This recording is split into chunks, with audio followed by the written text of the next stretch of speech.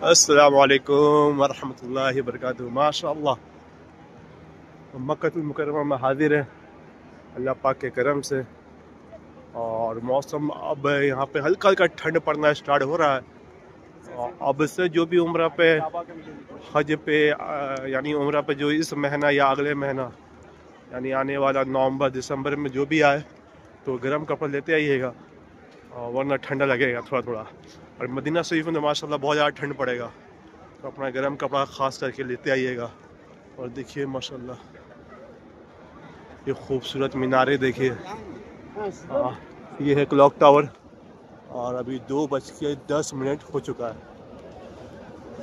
और ये एक नंबर गेट है और यहाँ से खाना काबा भी दिखाई देता है, लेकिन अभी कुछ काम चलने की वजह से घेरा गया है। इंशाल्लाह अगर दिखेगा तो मैं दिखाता हूँ आपको खाना काबा।